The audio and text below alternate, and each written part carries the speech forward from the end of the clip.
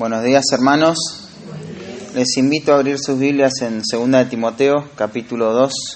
Vamos a meditar en esta mañana desde el versículo 20 hasta el versículo 22. Antes vamos a dirigirnos nuevamente en oración al Señor. Queremos pedirte, Padre Santo, que el Espíritu Santo nos ilumine en esta mañana para entender el texto inspirado, para llegar al momento de esa inspiración donde el autor estaba teniendo un propósito, una intención en la mente, movido por todas las implicaciones que eso iba a traer a la vida de Timoteo, a la vida de la iglesia en Éfeso y a la vida de todas las iglesias durante estos 2000 años desde que se escribió esta escritura que vamos a meditar hoy, Padre. Oramos porque entendemos, Padre, que podemos llegar si tú nos asistes, si tú nos das la gracia y la misericordia para poder hacerlo. No solamente queremos verlo con nuestros propios ojos, entenderlos, que nuestro corazón sea confrontado, sino queremos que esto nos lleve a lo que nos tiene que llevar tu palabra, a la obediencia, a la sujeción, a la escritura y a vivir para tu gloria. En el nombre de Cristo Jesús, amén. No hay otra cosa por lo cual tengamos que enfocar nuestra vida y buscar más ardientemente que la honra por el Señor. Honrar al Señor tiene que ser el punto de partida y el punto de llegada. Tiene que ser todo en nuestra vida. Recibir la aprobación de Dios, ese tiene que ser el enfoque de nuestra vida. Para eso deberíamos vivir. Hubo un hombre muy poco conocido en la historia de la iglesia hace 300 años que no dejó ningún libro escrito. Él no habló en forma teológica, no dejó ningún legado, ni siquiera en cuanto a la predicación bíblica. Tuvo muy poca influencia en su tiempo y el ministerio que realizó, podríamos decir que humanamente no tuvo mucho éxito, ¿no? Fue poco provechoso humanamente hablando. La vida de él fue David Brainerd. David Brainerd fue una persona que vivió 25 años. Siempre estuvo limitado y golpeado por muchas enfermedades, dolencias físicas, y no fue mucho lo que pudo hacer en esa tarea en la que él se entregó con todas sus fuerzas, que fue al campo misionero a vivir ahí con los indios y poder predicarles el evangelio. No vio mucho fruto en su vida, pero sí te puedo asegurar que fue un hombre que vivió para la gloria de Dios. La gloria de Dios era lo que consumía todas sus aspiraciones. Él quería vivir para eso. Y ahí, estando con enfermedades tan críticas, a punto de morir, lo único que hizo fue leer la Biblia, orar. Toda su vida hizo eso y escribir en su diario. Diario que era un diario personal, jamás tuvo la intención de que se lo publique, era algo entre él y Dios. Sin embargo, después de su muerte, un hombre publicó todas sus memorias, ¿no? Todo lo que él escribía en ese diario. Y al leer esos diarios, este diario de la vida de David Brainerd impactó tremendamente la obra misionera en todo el mundo. Y lo que David Brainerd no pudo ver, sí lo pudieron ver otras generaciones. Cómo su piedad y su deseo que consumía su propia alma de vivir para la gloria de Dios, eso impactó generaciones posteriores y hasta ahora sigue impactando, ¿no? Y quiero leerte algunas cosas notables que él dejaba en su diario, quizá unos meses antes de morir. El 30 de abril de 1700 dijo: «Nada me aflige tanto como que no pueda vivir constantemente para la gloria de Dios. No podría soportar cualquier conflicto espiritual si tuviera mi corazón todo el tiempo ardiendo en mi amor con Dios. Mi cielo es agradar a Dios y glorificarlo y darle todo a Él, ser enteramente dedicado a su gloria. Ese es el cielo que anhelo, esa es mi religión, esa es mi felicidad y siempre lo ha sido desde que tuve una fe verdadera. Y todos los que son de esa fe me encontrarán en el cielo. No voy al cielo para promoverme, sino para honrar a Dios. No importa dónde esté colocado en el cielo, si tengo un asiento alto o bajo allí, pero amar, agradar y glorificar a Dios es todo. Si yo tuviera 1000 almas, si valieran de algo, se las daría todas a Dios. Pero no tengo nada que dar cuando todo está hecho. Es imposible para cualquier criatura racional ser feliz sin hacer todo para Dios. Dios mismo no podría hacerla feliz de otra manera. Anhelo estar en el cielo, alabando y glorificando a Dios con los santos ángeles. Todo mi deseo es glorificar a Dios. Mi corazón se dirige a la sepultura. Me parece un lugar deseable. Pero, glorificar a Dios, eso es mi todo. Eso está por encima de todo. Es un gran consuelo para mí pensar que he hecho muy poco para Dios en este mundo. No es que es un asunto muy pequeño, sin embargo, he hecho un poco. Y lamento no haber hecho más por Él. No hay nada en el mundo por lo que valga la pena vivir, sino hacer el bien y terminar la obra de Dios. No veo nada más en el mundo que pueda producir satisfacción alguna, aparte de vivir para Dios, complacerlo y hacer toda su voluntad. Mi mayor alegría y consuelo ha sido hacer algo para promover el interés del Evangelio y las almas de personas particulares. Y ahora, en mi enfermedad, mientras estoy lleno de dolor y angustia, día a día, todo el consuelo que tengo es poder hacer algún pequeño trabajo para Dios, ya sea por algo que digo o de alguna otra manera. El autor de esta carta que vamos a leer en esta mañana es Pablo, ustedes lo conocen bien. El propósito de esta carta es amonestar a Timoteo a que persista en la sana doctrina, que la defienda contra todo error y que soporte las penalidades como buen soldado de Jesucristo. Pero permitime meterte en el contexto, en ese momento en que Pablo está escribiendo. Es la última etapa de su vida. Las circunstancias son deplorables. Está preso en una cárcel fría, sucia, un trato hostil por parte de quienes lo custodiaban, lo maltrataban, en la lejanía de la iglesia que tanto amaba, a no ser por algunas pocas personas que estaban allá con él. Quizá ahí en este momento de escribir estas palabras, está haciendo fuerza para enderezar su columna, su cintura dolorida, tan dañada por tantos golpes, y escribir estas sus últimas palabras. Palabras que, dicho sea de paso, al leerla se hace fácil olvidarse de estas circunstancias en las que se encontraba el apóstol. ¿Por qué? Porque están cargadas de esperanza, de propósito, de convicción, de valor por aquellas cosas que gobernaban la vida del apóstol. Él no está amargado por nada de lo que le sucedió. Él está acabando su carrera con gozo. Ahí lo tenés al apóstol Pablo. En una hora triste, pero alentando a otro, a Timoteo, a que persista en la sana doctrina, a que la defienda, a que dé su vida por esto y a que soporte todo como un soldado de Jesucristo. Déjame mostrarte también cómo es que en el capítulo 12 va a dar el flujo de ideas y cómo llegamos a este texto. Y vos podés mirar ahí, seguir la línea de pensamiento en tu Biblia, te animo a que lo hagas y vas a poder ver el flujo de pensamiento ahí. El capítulo 1, en vista a los ejemplos y el don que ha recibido Timoteo, como lo describe Pablo, su propio hijo, Pablo le va a decir en los primeros versículos que se fortalezca en la gracia que es en Cristo Jesús. Claro, para fortalecerse él y para el beneficio de la iglesia, él tiene que enseñar a otros hombres, quienes a su vez tienen que ser aptos para enseñar a otros también. Que confía a estos hombres las enseñanzas que él, entre muchos testigos, ha oído de los labios de Pablo a través de tantos años que han andado juntos.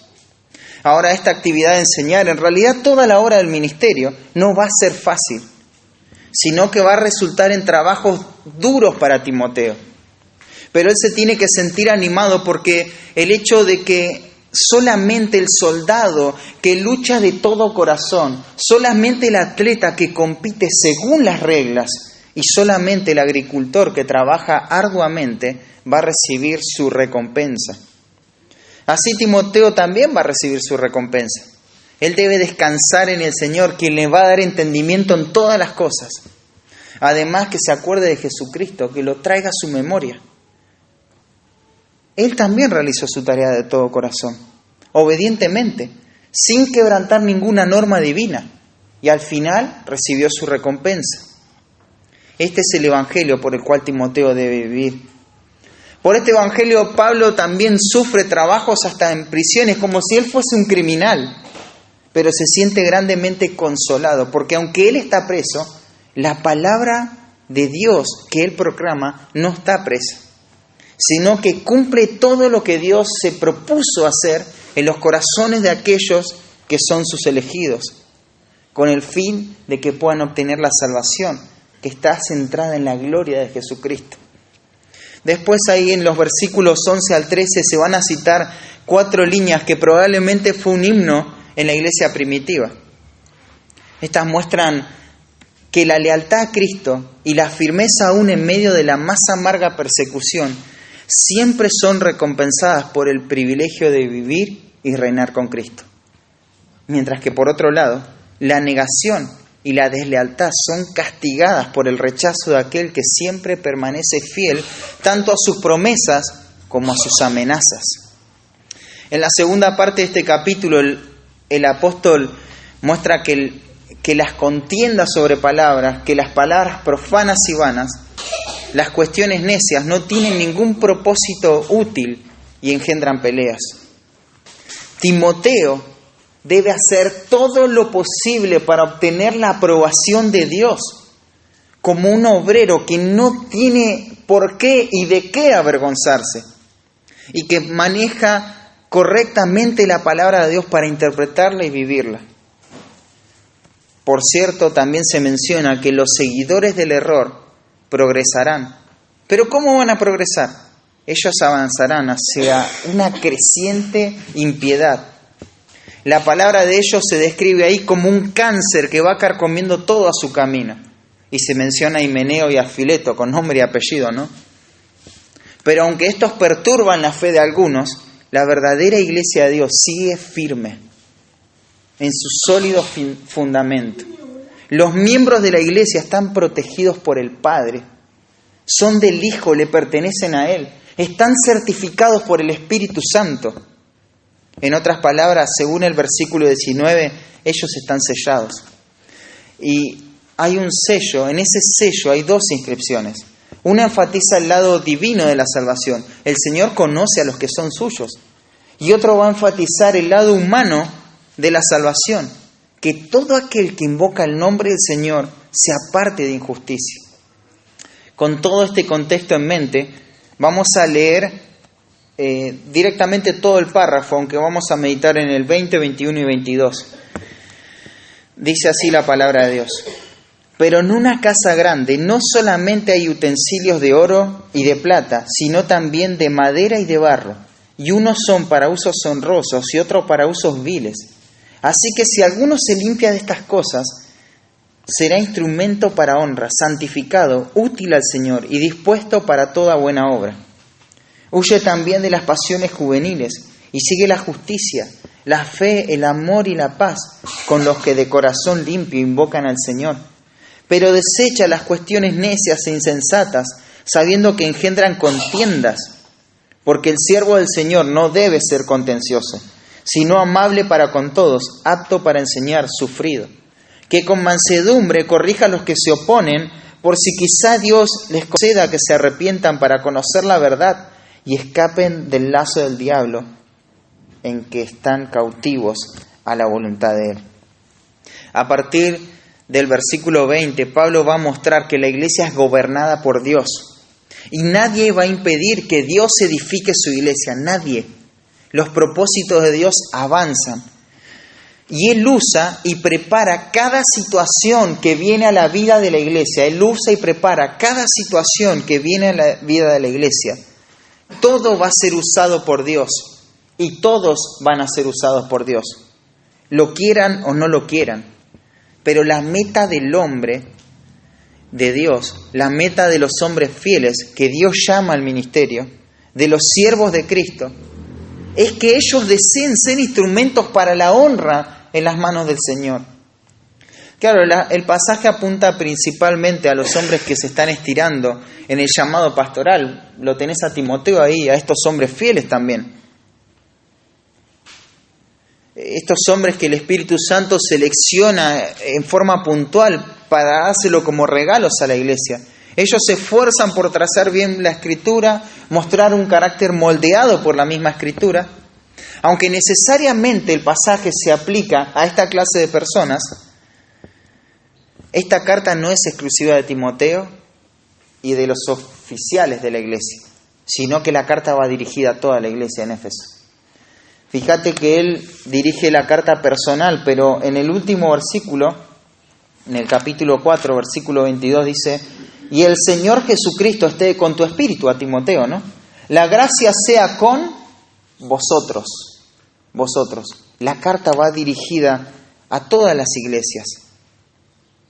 A la iglesia de Éfeso, pero estos principios son atemporales, son trascendentes. Y todos estos principios se aplican a nuestra iglesia y a la vida de todas las iglesias de Jesucristo en todos los tiempos.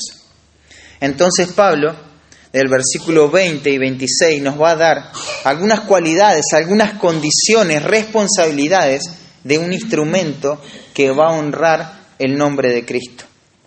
Todos debemos prestar atención a esto si es que queremos vivir para la gloria de Dios.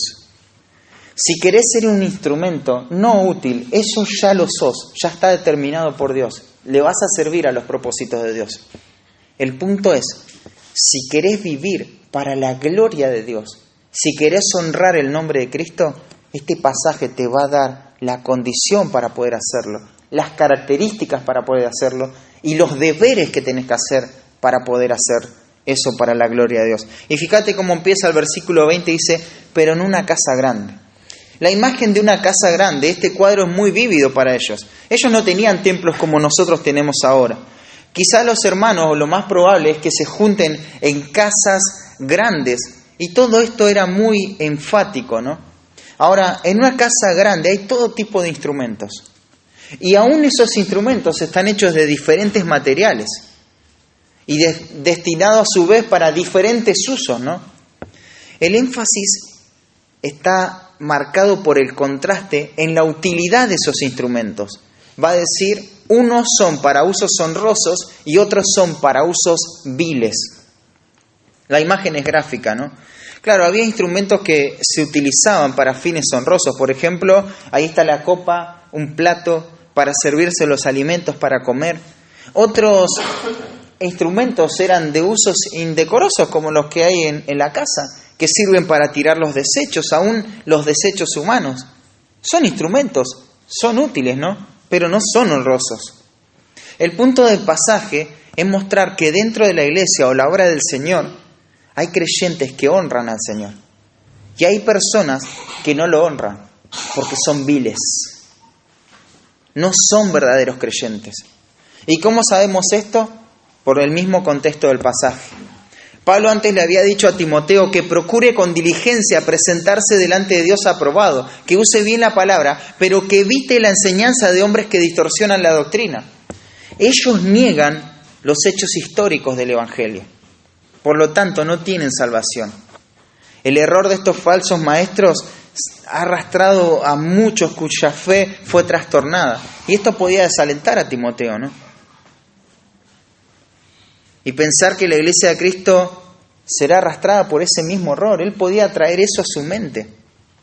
Pero Pablo va a aclarar que esto de ninguna manera será así. Porque la iglesia está fundada por el hecho de que el Señor conoce a los que son suyos. Ningún creyente genuino se va a perder. Esta semana en el CCP veíamos una construcción con un modo de un verbo subjuntivo en tiempo aoristo, le estoy hablando en chino básico, y con algunas otras palabras adicionales, pero que esa es la forma de negar algo de la manera más enfática que pueda existir. Y sabes, hay dos pasajes que se utiliza de esa construcción gramatical. Y una es que las palabras de Cristo no van a pasar, aunque todo este mundo va a pasar. Y otra es que Cristo les da vida eterna a los suyos. y no van a perecer jamás. Nadie en la iglesia se va a perder. Y desde el sentido gramatical, eso es lo que expresa el texto, que no hay forma de que el creyente verdadero se pierda. Dios lo conoce.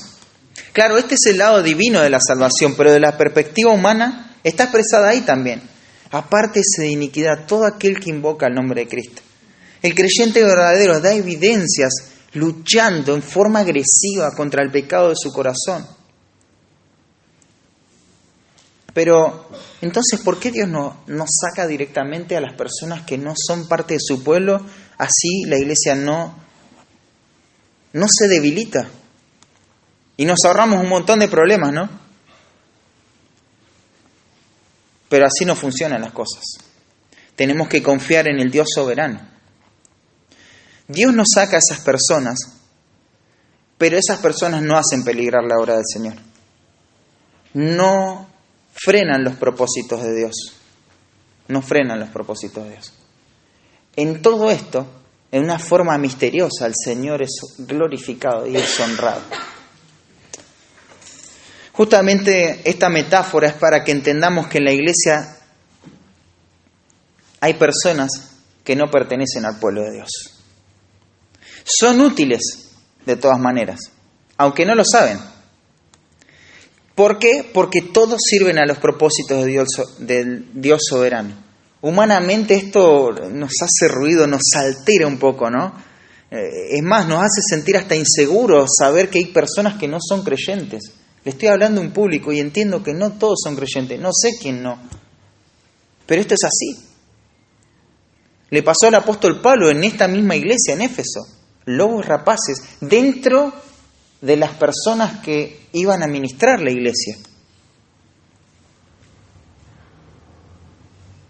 Sin embargo, esta ilustración le da un aliento tremendo al corazón de Pablo y es lo que tiene que alentar nuestra vida. Porque aunque pueden venir cosas difíciles a la vida de la iglesia, nada va a frenar los propósitos de Dios. Absolutamente nada. Pero vos te tenés que ver en el lado de si sos útil como un instrumento vil o si sos útil como un instrumento honroso. Esa es parte de tu decisión. Lo que Dios va a hacer, Dios lo va a hacer igual, con o sin vos. Pero la decisión que vos puedes tomar es si vas a honrar al Señor y si vas a ser aprobado por Él. Claro, esta es la derivación de la conclusión lógica de esto, ¿no? Podemos servir a Dios en forma honrosa, a esos propósitos. No ignoremos su soberanía, Él lo va a hacer. A su vez, todos estamos llamados a vivir para honrar a Dios. Antes de estar en Cristo esto era impensado, como también era imposible de hacer, ¿no? El pecado que dominaba nuestras vidas creaba una relación de aversión, de odio contra Dios. Lo rechazábamos, lo odiábamos. Queríamos vivir independientes a Él, que nadie se meta en mi vida. Tomar nuestras propias decisiones sin su consentimiento. No queríamos y no podíamos darle gloria y la honra que le pertenece. Pero al estar en la fe hemos sido salvados del pecado por el sacrificio de Cristo a nuestro favor. Ahora podemos desear y honrar su nombre. Y no hay otra cosa más importante para nosotros, no hay nada más grande, nada que ocupe nuestras energías, nuestro tiempo, nuestro esfuerzo, que vivir para esto, hermanos, para que el nombre de Jesucristo sea honrado. Claro, nuestro enfoque no está en nuestra felicidad, ni siquiera en la utilidad. Eso lo va a determinar el Señor.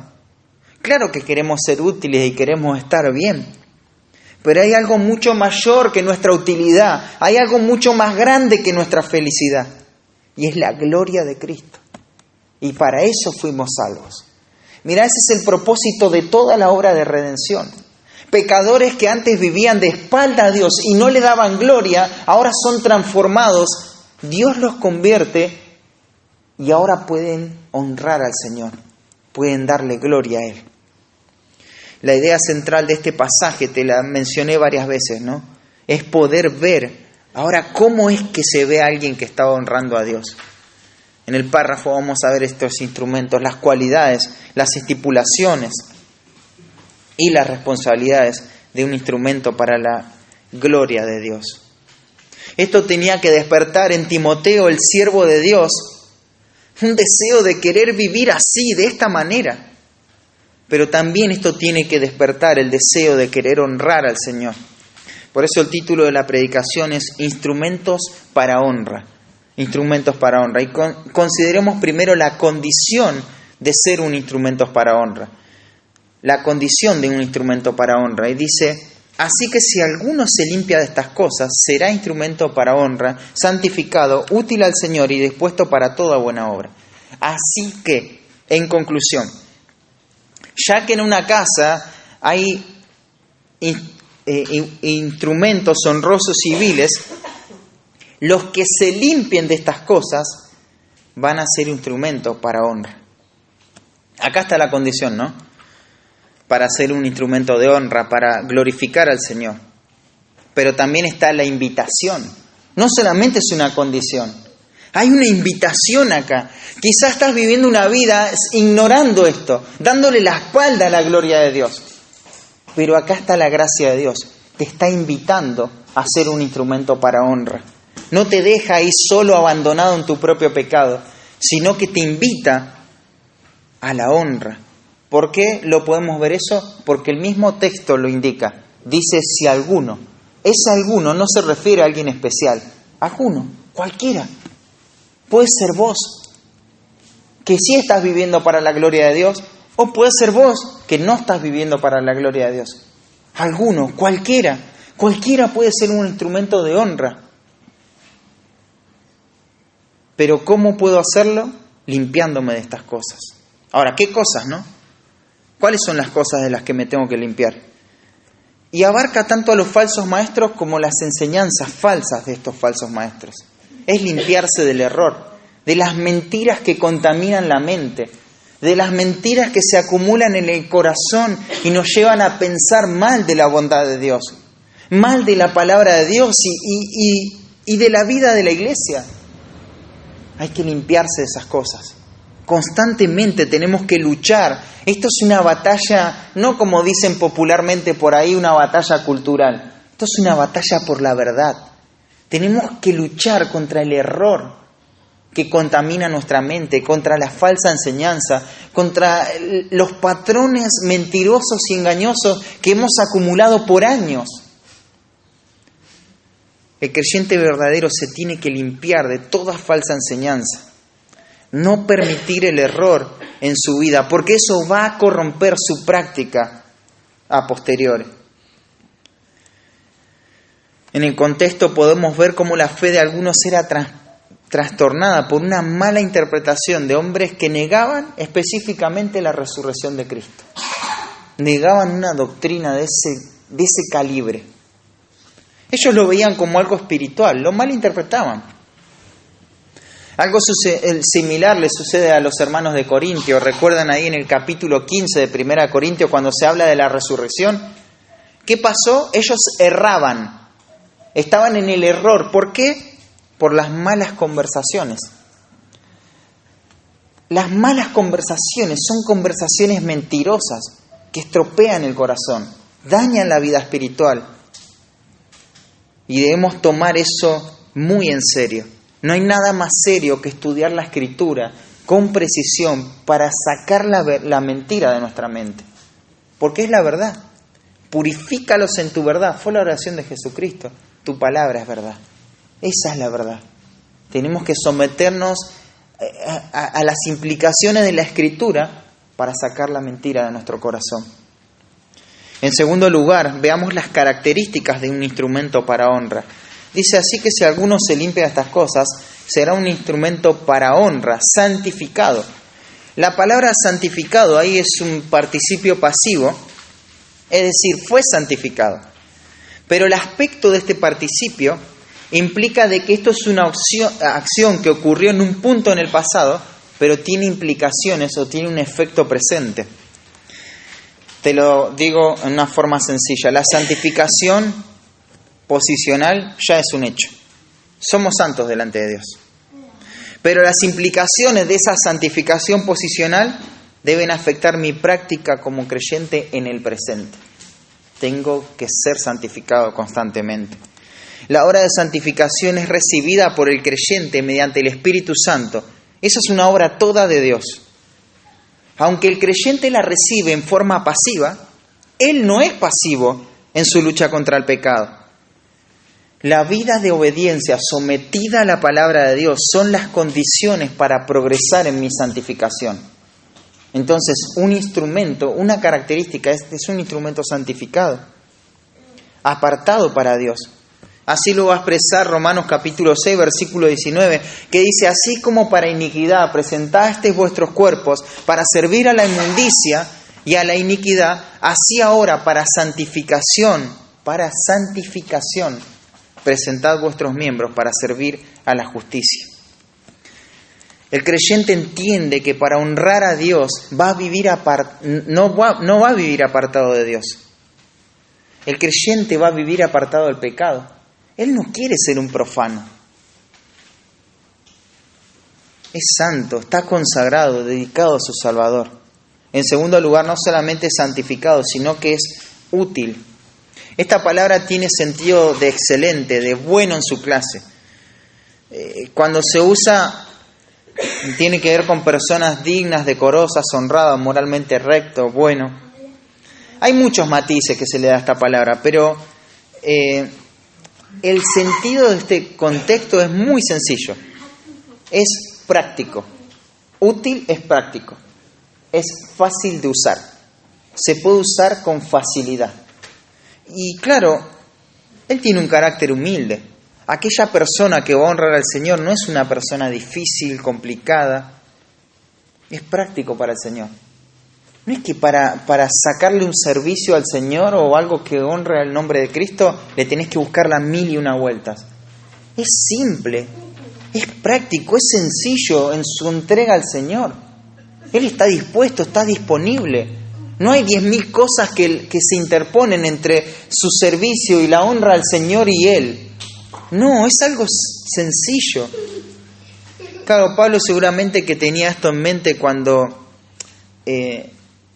está escribiendo la carta, porque le va a decir a Timoteo que lo traiga a Marcos, ¿no? Porque él es útil para el ministerio. La obra que Dios había hecho en Juan Marcos, ¿no? Para que Pablo llegue a decir eso. Él es útil para el ministerio. Pero ¿te acordás de Filemón, Onésimo, este siervo que antes era inútil, que le robó a su amo? Inútil, no sirve para nada, alguien que te roba. Ahora es útil. Antes era inútil, difícil de usar. No se podía contar con él. Le robaba la gloria a Dios. No vivía para los propósitos de Dios. Ahora es útil. Es útil a las personas, pero es útil para Dios.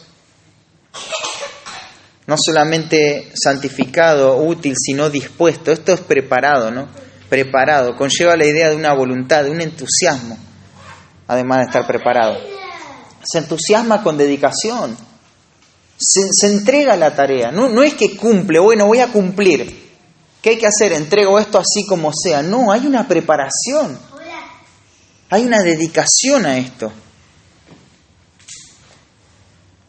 Esto de estar preparado también tiene que ver con un aspecto en el cual se marca un momento en el cual se prepara, pero esa preparación dura para toda la vida porque el efecto sigue afectando el presente.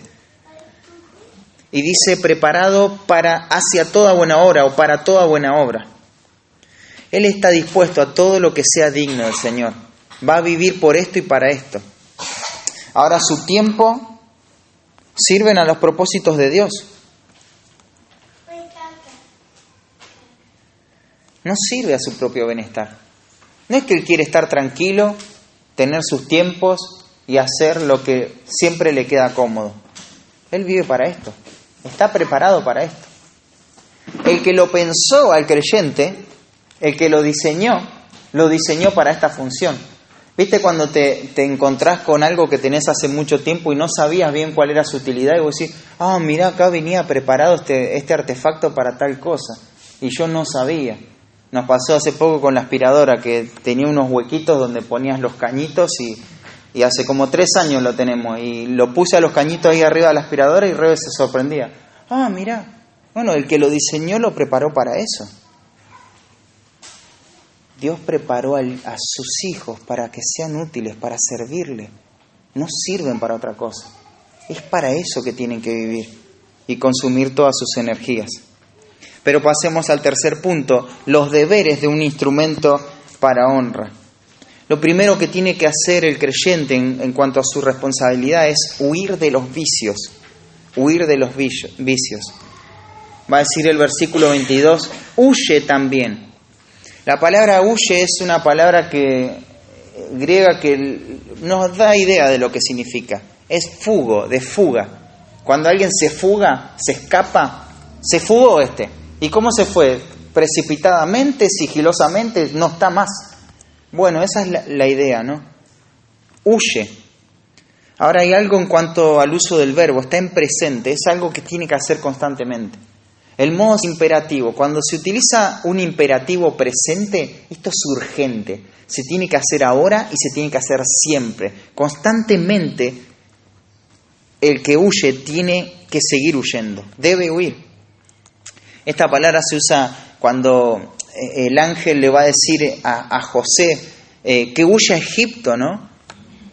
Y que permanezca allá, porque lo iban a matar al niño. Claro, cuando se utiliza Mateo 2:13, la implicación es que hay un peligro inminente y tienen que escapar por su propia vida. Pablo le da la misma fuerza a esta palabra. Escapate por tu vida, vas a perecer. Huí por tu vida. En 1 Timoteo capítulo 6, Pablo también utilizó toda esta misma construcción gramatical. Él dice que huya de estas cosas y se refiere al amor al dinero, a la avaricia, que dirige la vida de los falsos maestros. Él tiene que huir de estas cosas. Pablo también, escribiendo a los Corintios, le va a decir que huyan de la idolatría. Y la idolatría, hermanos, no es simplemente tener un santo. ¿Sabes qué es la idolatría? Una concepción incorrecta de lo que es Dios. Cuando te equivocas en cuanto a lo que Dios es, estás cayendo en la idolatría. ¿Sabes cómo haces para no caer en una equivocación en cuanto a lo que Dios es? Presta atención esta mañana a la predicación. Porque se está hablando de Dios. Si vos no prestás atención, vas a tener una idea deformada de Dios. Cuando ponemos nuestra atención a las cosas que tenemos que prestar atención y no prestar atención a aquellas cosas que son mentirosas y que no tenemos que prestar atención, la imagen de Dios es verdadera. Funciona de ida y de vuelta. ¿Te das cuenta? Y les va a decir de qué tiene que huir Timoteo, de los deseos de la juventud, las pasiones juveniles, ¿no? Se puede referir a los deseos sexuales pecaminosos de los cuales hay que huir, como huyó José. ¿Te acuerdas cuando estaba ahí siendo tentado? Que huyó del pecado. De esa manera hay que huir. La fornicación, el adulterio es un pecado terrible, de los cuales tenemos que huir. Tal como lo dice el libro de Proverbios, ¿no? Porque a muchos ha hecho caer heridos y los más fuertes han sido muertos por ella, refiriéndose a esta mujer adúltera, ¿no? Va a decir que el camino de esta mujer se dirige hacia el Seol, conduce a las cámaras de la muerte. O sea, hay muerte ahí, hay que huir. Sin embargo, no es el único pecado que se asocia a los pecados de la juventud. Estos son pecados que se exponen de una manera más abierta en la juventud, la fornicación, pero eso no significa que las personas de edad más avanzada no luchen con esto. No tenemos que creer ninguna de estas clases de mentiras. Hay que huir, todos estamos llamados a huir. Entonces, si bien la tentación sexual puede estar incluido en este huir de Pablo, probablemente no sea el enfoque principal. Mirá, Pablo se está refiriendo a estos malos deseos que los hombres jóvenes son más propensos que los mayores, ¿no? Y es el orgullo del corazón. Hay que huir del orgullo del corazón, de la arrogancia cuando se sabe algo. A veces como jóvenes podemos saber algo y eso puede alimentar nuestro orgullo, puede hacernos arrogantes. Y en el contexto había quienes se oponían a la verdad. Por otra parte, había quienes debían defender la verdad. Estos hombres debían huir de las pasiones que podían controlar su modo de actuar y proceder frente a los opositores. Pasiones motivadas por el orgullo. Ahora yo voy a corregir y voy a dar vuelta a la iglesia, porque esta es la verdad. Y todo se tiene que ajustar a la verdad. Y hacerlo de una manera orgullosa, arrogante. Pablo le está diciendo, no, el siervo del Señor no tiene nada que ver con eso. El siervo del Señor debe huir de ese orgullo. Calvino lo entendió a este pasaje como la propensión de los hombres más jóvenes a perder los estribos y a precipitarse en una discusión acalorada con más confianza y temeridad que los hombres de edad más madura.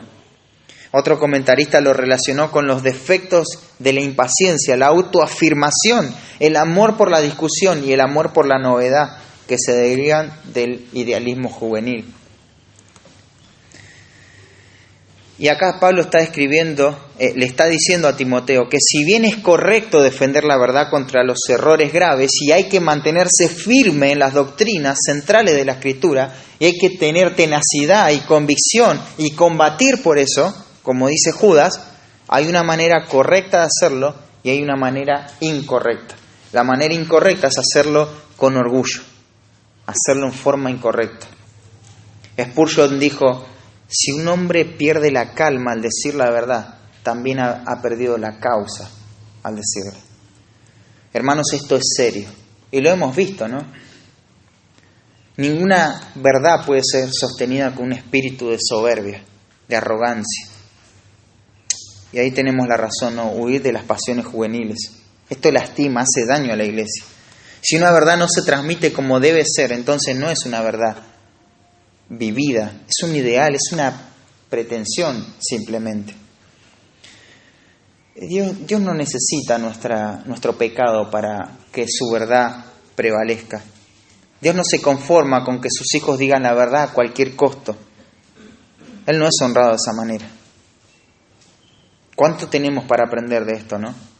Huir de las pasiones juveniles puede tener que ver con los deseos lujuriosos, pero principalmente el pasaje parece referirse a esto, ¿no? A que cuando defiendan la verdad, la defiendan de una manera correcta. No solo el instrumento de honra tiene la responsabilidad de huir, sino también de perseguir. Perseguir las virtudes cristianas, va a decir sigue. Esto significa presionar mucho, perseguir con seriedad, con diligencia para poder obtener, perseguir el deseo de obtener. Es una imagen de alguien en una carrera que corre rápidamente para alcanzar la meta. Quiere alcanzar esto, ¿no? Claro, por un lado huye de allá, pero no es que se queda ahí. El otro imperativo es seguir, es alcanzar una meta. No basta con abandonar el pecado, sino que tenemos que practicar la justicia. Esta misma palabra se la va a decir en el capítulo 3, versículo 12. Y con esta misma fuerza, persiste tú en lo que has aprendido. Persiste tú. Tenemos que correr continuamente tras lo bueno. Y es algo tan claro en las Escrituras, ¿no? No seas vencido de lo malo, vence con el bien el mal. El cristianismo no consiste en meras prohibiciones. No hagas esto, no hagas lo otro. Sino también hay acciones positivas y poderosas. Hacé esto. Practica esto. Pablo va a utilizar Lucas, para que veas la fuerza de esta palabra, Lucas utiliza la palabra para describir la tenacidad con que Pablo perseguía a la iglesia. ¿Qué hacía Pablo para perseguir a la iglesia? Viajaba de país en país, hacía todo lo legalmente posible, arrastraba a los creyentes con mucha violencia, a muchos les dio muerte. Y Jesucristo le dijo, Pablo, ¿por qué me persigues? Esa es la misma fuerza con la que tenemos que seguir la justicia. Hermano, Jesucristo lo dijo en el sermón más importante, ¿no? En el sermón del monte, cuando si tu ojo si tu mano derecha te es ocasión de caer, mejor córtalo. O sea, no es que tenemos que cortarnos la mano, pero lo que está diciendo Cristo ahí es, tenéis que hacer todo lo necesario para abandonar el pecado y para seguir la justicia. Seguir. Y 4 cosas que tenemos que seguir. Sigue la justicia.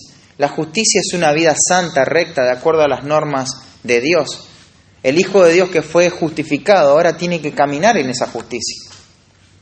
Fíjese ahí un versículo en 1 de Juan, capítulo 3, versículo 10, dice, fíjense qué clara que es la Escritura. Él tiene que seguir la justicia.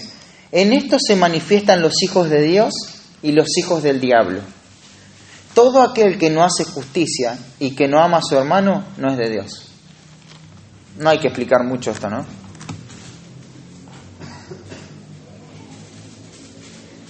La justicia acá está vista como la potencia de la nueva vida. Es una acción justificante de Dios. Esa acción no es quietista, no es pasiva. Es algo que hay que seguir, algo que hay que actuar, hay que obrar acá. Involucra la voluntad. Dios nos salvó sobre la base de los méritos de la justicia perfecta de Cristo para que vivamos conforme a esa justicia perfecta de Cristo. La justicia no es un concepto que no se pueda comprender, claramente se puede comprender y tenemos que vivir de acuerdo a eso. Pero también dice la fe. Claro, acá la palabra es pistis, es la palabra. Se puede traducir como fe. Y si sería traducida como fe, tendríamos que pensar en un cuerpo de doctrina. En el griego tendría que tener un artículo definido. Ten pistin sería, ¿no? O pistis.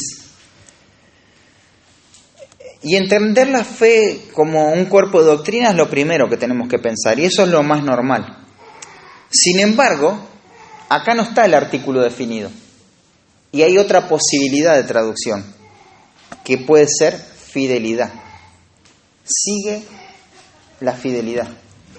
Y por el contexto nos damos cuenta que sería mejor pensar en la fidelidad acá como una traducción posible. Y la razón es porque no está el artículo para delimitar a qué se está refiriendo. Y la fidelidad, al no tener un artículo definido, puede abarcar muchas cosas, ¿no? ¿No es así la fidelidad como tiene que abarcar muchas áreas, muchos aspectos de nuestra vida? Sin embargo, la doctrina está definida en forma específica. La fidelidad se puede vivir de muchas maneras. Y Pablo le va a decir, sigue la justicia, pero sigue la fidelidad. La fidelidad. Debemos ver la fidelidad en nuestra vida como la mayor búsqueda, como el mayor anhelo de nuestro corazón. Recién te decía, ¿no? Al principio, nuestro propósito es honrar a Cristo. Nuestra mayor búsqueda es la aprobación de Dios. ¿Y cómo se hace esto? Con fidelidad. Se requiere, esto no es una opción, que los administradores sean hallados fieles. Cuando Cristo evalúe todas nuestras obras, fíjate lo que le va a decir a sus siervos, ¿no? O sos fiel, buen siervo fiel, o sos malvado, sos injusto. No vamos a poder disfrutar del gozo de nuestro Señor si no nos mantenemos en el entorno de la fidelidad, ¿no? ¿Y cómo se sostiene eso? Con la piedad. La fidelidad no está dirigida por las circunstancias que vivimos, sino por la responsabilidad consciente delante de un Dios que todo lo ve. Eso es. El Señor es el que va a evaluar nuestra fidelidad. A Él no lo vamos a poder engañar. A Él no le vamos a poder creer que somos fieles. Él lo conoce todo. Él lo sabe todo. Además está ahí, con vos todo el tiempo. Nosotros podemos engañar a muchas personas, pero a Dios no la vamos a poder engañar. Y es lo que estamos llamados a seguir, la fidelidad. Si es que vamos a honrar a Cristo, tenemos que perseguir esto. Si es que no lo vamos a honrar, no importa cómo vivas. Engañame a mí, engañá a tu hermano. Total, no lo estás honrando a Cristo, lo puedes hacer a tu manera. Pero la manera de Dios es así. Un puritano llamado John Owen dijo, un hombre es lo que es de rodillas delante de Dios y nada más que eso. No es más que eso. pero sigue el amor, va a decir la palabra ágape ahí tantas veces utilizada en relación al amor de Dios, ¿no? Seguir el amor. Esta es la cualidad distintiva del pueblo de Dios. Es la razón por la cual el nombre de Dios es conocido. Si no, lee Juan capítulo 17. Fíjate que en el amor del cristiano, de los hijos de Dios, el nombre de Dios es conocido en todo el mundo. Los instrumentos de honra deben perseguir el amor de Cristo y así presentar las oportunidades para que el Evangelio avance en el mundo, ¿no? Ágape, ¿no? Tantas veces escuchamos esta palabra.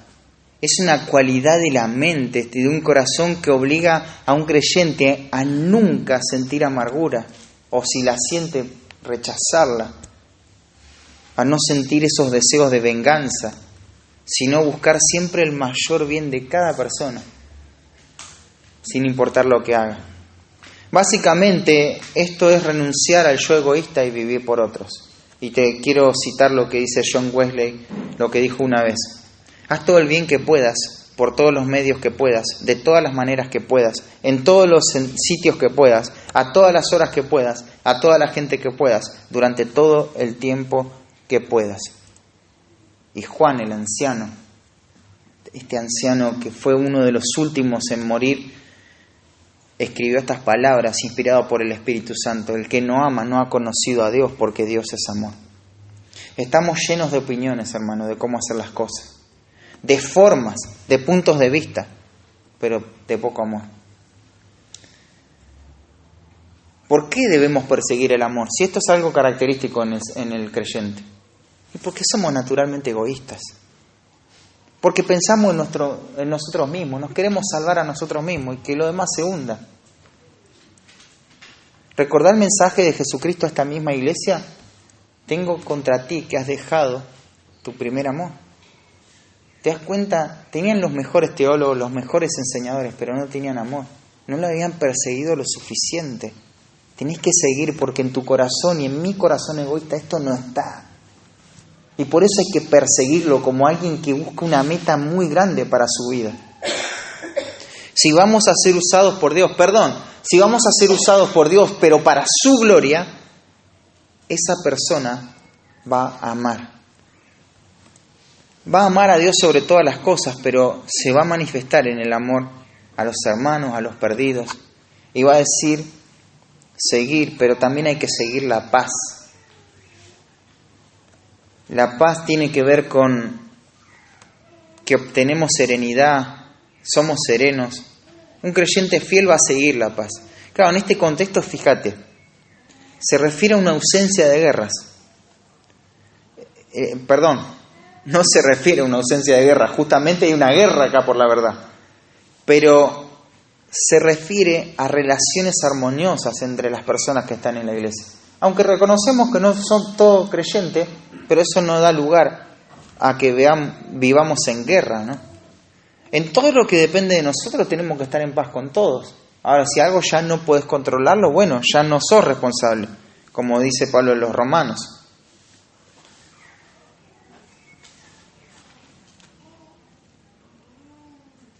Fíjate que acá les dice que siga la paz, pero es tremendo porque lo que tenemos acá en este texto, en este contexto, mejor dicho, es falsos maestros.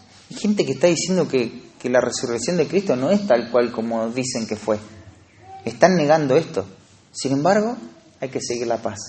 Eso no es ser pasivo en el sentido de que no voy a corregir el error, pero nuevamente la manera, ¿no? Y al final va a decir, junto con los que de corazón limpio invocan al Señor. Esta última frase preposicional puede abarcar lo dicho anteriormente, o bien todo lo que es el instrumento que va a honrar, que va a seguir la justicia, la fe, el amor y la paz. Y creo que así lo hace, ¿no?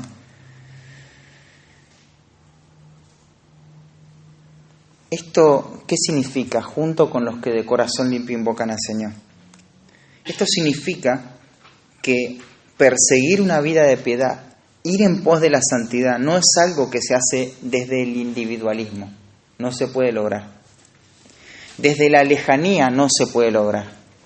Desde la soledad no se puede lograr.